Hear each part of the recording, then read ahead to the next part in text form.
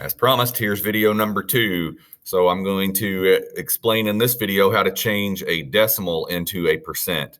So I want to change these all over to percents.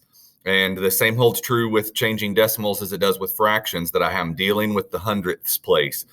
So if I write out the number 100, there are 2 zeros in 100ths place. So if I said that percentage was based on the hundredths place, and there are 2 zeros. Oh, that's a horrible H, sorry. And there are 2 zeros in hundredths place. That means I need to start at the decimal and go over 2 places. That number right there is going to be the end of my percent. So in 0.87, that one's really simple. I just move the decimal 2 places and I have 87% because I'm dealing with the hundredths place. So you need to remember that percentage is always based on the hundredths place. So in this one right here, it gets just a little bit more confusing, but not too much. I go over 2 places, and that puts me at 93, but there's still that 1 there, and I can't just ignore that 1. So this one becomes 93.1%. So it would move the decimal over 2 spots to right there, and I would have 93.1%.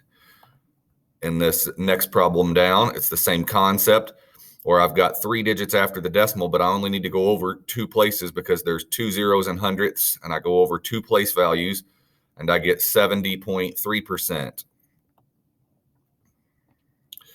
And I apologize for the sloppy handwriting. I'm writing with the mouse pad on my Chromebook, which is not always easy. Okay, and this one right here, I've got to go to the hundredths place, but there's not a hundredths place. There's only a tenths place. Now, that does not mean that this is 6%.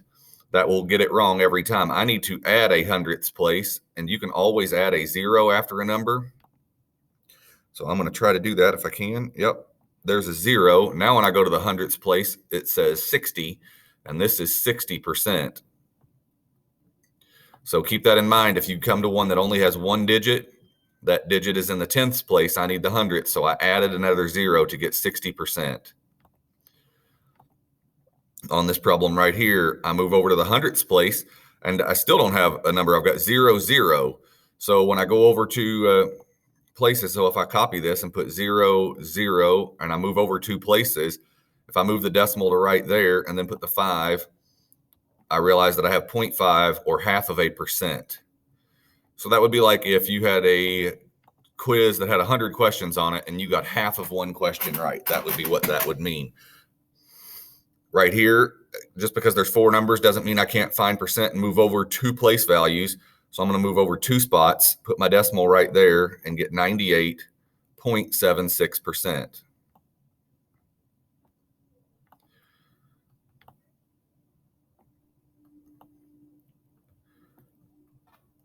We can end up with percentages bigger than 100%, and that's the case right here because it says 2.34. If I move the decimal 2 places, it gives me 234, and that would be 234%.